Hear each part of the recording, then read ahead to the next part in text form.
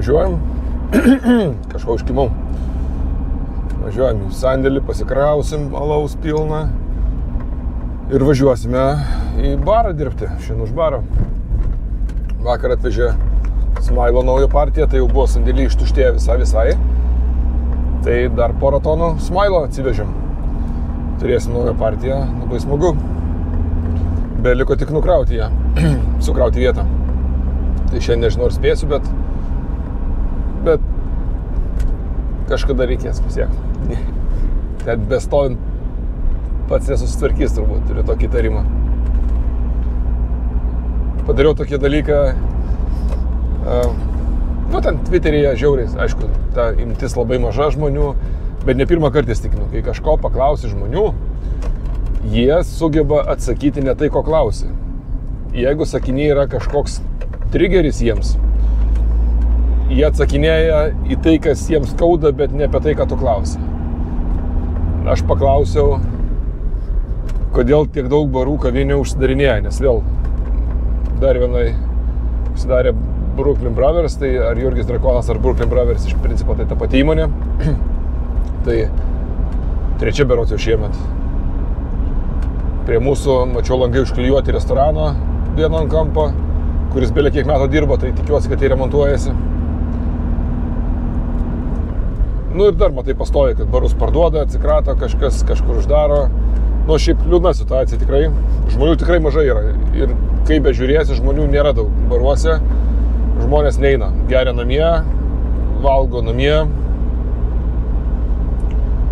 Bet į koncertus eina visokius ir pramogoms skiria daug laiko. Prekybos centrai pilnutėliai. Perka visokias prekes, kas nėra maistas ar gėrimai turbūt. Perka gėrimus parduotuvėje daug. Tai toks, čia iš savo prizmę žiūri, bet matau pagal barų. Tikrai labai daug sudaro restoranų barų. Ir toks sunkus laikotarpis, net mačiau ir tinkliniai tą patį patvirtina, kurie turi didelius tinklus. Jų atsparumas kitas, jie turi tų pinigų daugiau, jie gali jų pasiskolinti. Jų inertiškumas kitas, sąnaudos mažesnės, bet bendroji sumo didesnės, bet imant vienetų mažesnis. Ir toks keistas jausmas, pažiūrėsim, kaip čia baigsis viskas. Tai aš ne tam, kad paverkčiau, bet tiesiog, kad žinotume, kad tikrai tai yra problema šitoje vietai. Ir matysim, kaip bus toliau. Tai tai grįžtam prie klausimų. Paklausiau, kaip galvojate, kodėl barai užsidaro? Ir pasipylė ten visi. Oi, man to negaliu, aš to, man per brangu, man per taip. Čia yra tai, kas jums skauda, bet ne tai, kodėl barai užsidaro atsakymas. Bet jo, didžioji dalis tipo kainos per didelis. Ir pasikartosiu, esu sakęs ne kartą ir kartosiu turbūt dar daug kartų, kad kaina priklauso ne nuo to, kiek aš noriu, kad kainuotų produktas kažkoks, ne? Ar maistas, ar gėrimas. Kaina priklauso nuo to, kiek aš turiu sąnaudų, išlaidų kiek turiu. Ir jeigu alus brangsta, jis brangsta visur. Man tiekimo grandinėje alus tikrai brangsta. Transportavimas stabilizavęs, ne žiauriai pabrangęs. Kai kurie maisto produktai yra jau atpigę, kas buvo po COVID-o visą kitą, bet bendro atveju nemažai yra dar vis pabrangus ir labai stipriai pabrangus. Tai mes maistą atpiginom net. Tie, kas po COVID-o buvom pabranginę, dalį maisto atpiginom dėl to, kad žaliavos atpigo. Bet atlyginimai kyla ir belia kaip kyla atlyginimai.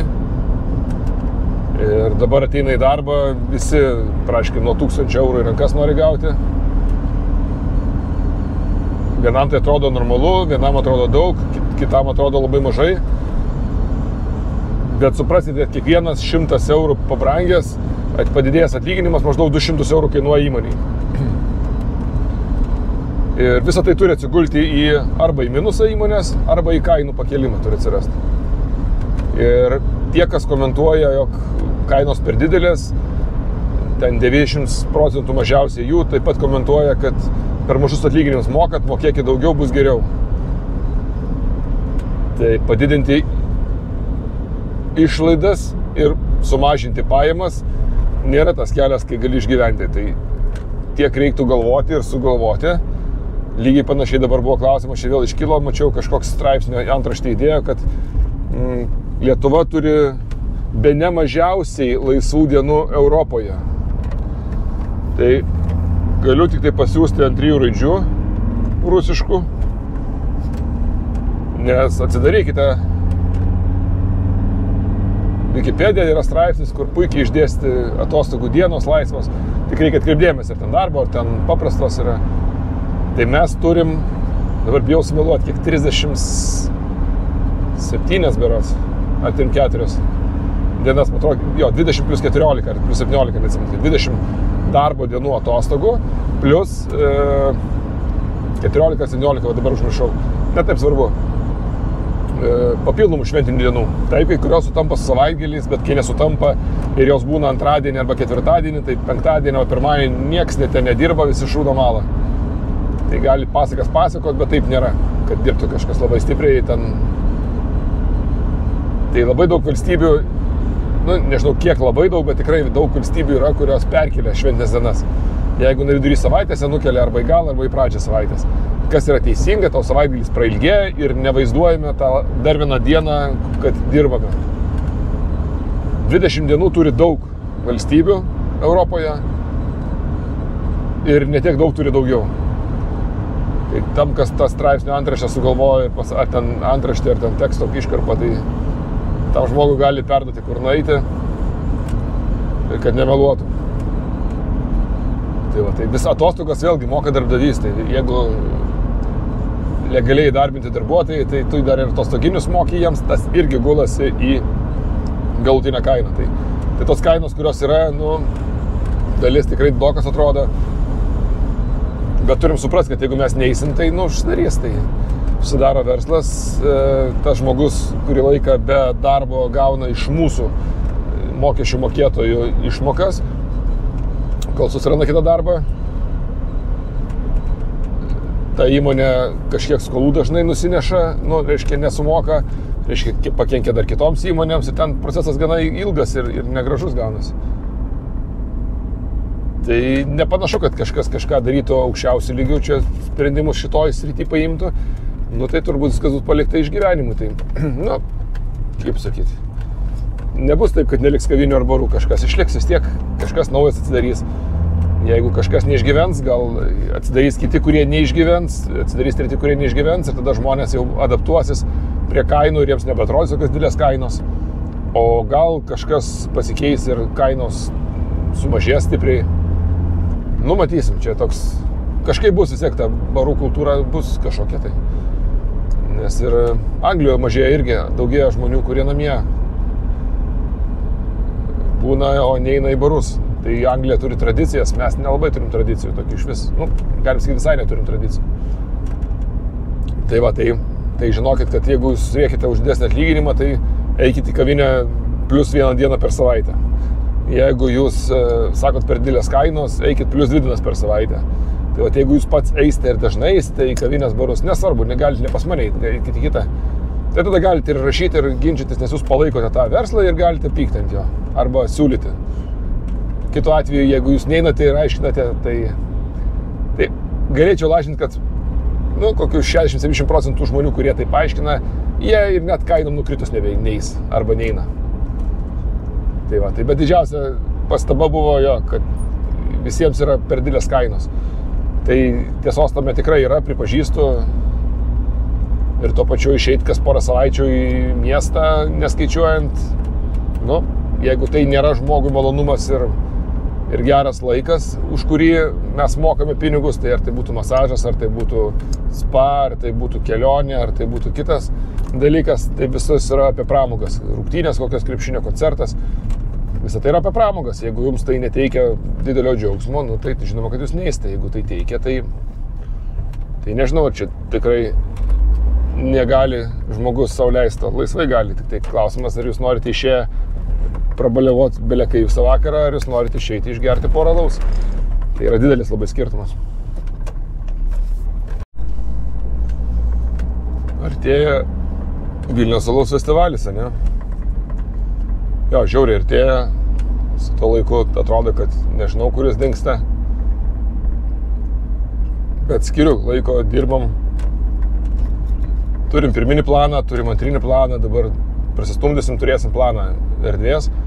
Kaip minėjau, kas nežino, tai labai didelė erdvė žiaurinė, reikia ją kažkaip suskaidyti, padalinti, kad nebūtų labai nejauku ir kad būtų gerai. Tai kaip pavyks, negaliu garantuoti, bet tikiuosi, kad pavyks. Ką tikrai žinau, kad bus tikrai linksma, smagu ir bus ką veikti. Tai bus ir pramogų, ir žaidimų, ir atsisėsti bus kur kam reikia, ir bravorų daugybė bus, ir bus gera nuotaika, bus muzika, didžėjai, bus šeštadienį Lietuvos alaus someljė čempionato finalą matysite. Labai smagus renginys, labai smagus vaizdas, tikrai faina. Labai faina. Pasižiūrėti šono. Tai alus pradėjo važiuoti, jau atvažiavo dalis alaus. Vis nenuvažiuoju iki sandėlio pažiūrėti, kas tiksliai atvažiavo. Tai dalį žinau, nes rašė, o kita dalis nebuvau nuvažiavęs. Taurės paruoštos. Kas ten dar? Nu, žodžiu, milijonas dalykų smulkių. Mieste matot plakatus, jeigu turite barą, parašykit, jeigu gali pasipildyti plakatą, aš jums atnešiu plakatą.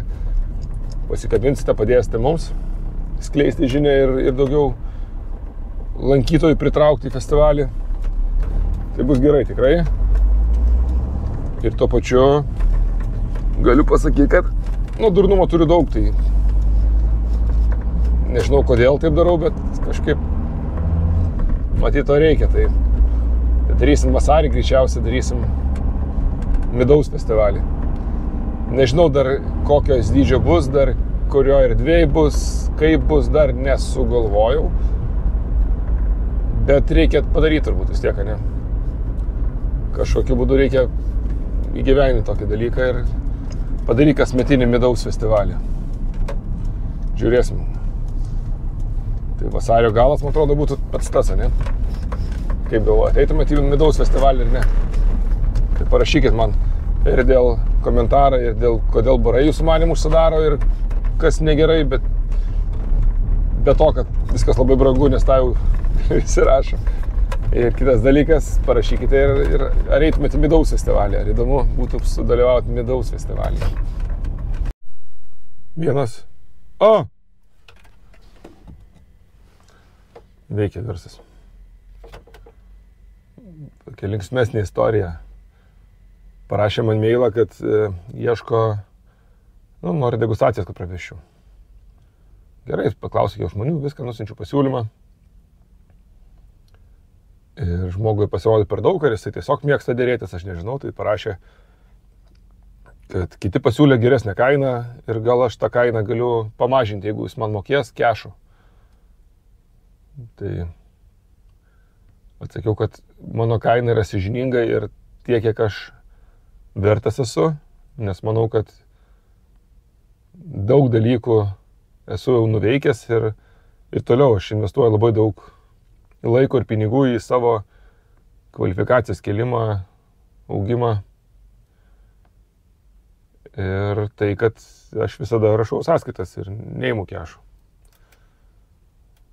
Tai labai juokingai atsiuntė atsakymą, kad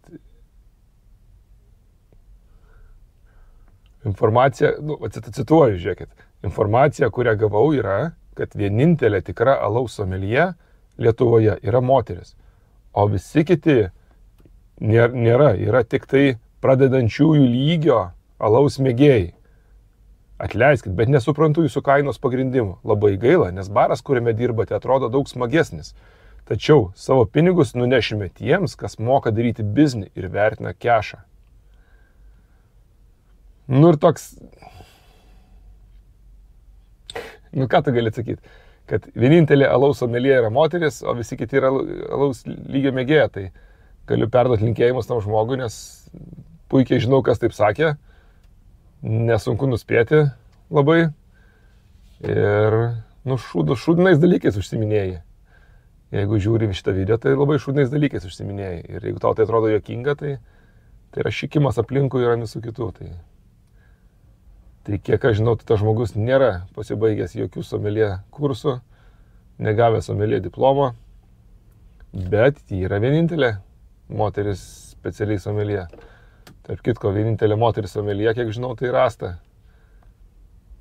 Tai galiu klyst, gal dar kažkas yra, bet tikrai ne tu. Na tai parašiau žmogui, kad šitą informaciją, sakau, informacija jūsų labai melaginga, bet jei kažkas jums praves ir tikrą degustaciją, tai matyt bus vienintelė gera alaus degustacija Lietuvoje.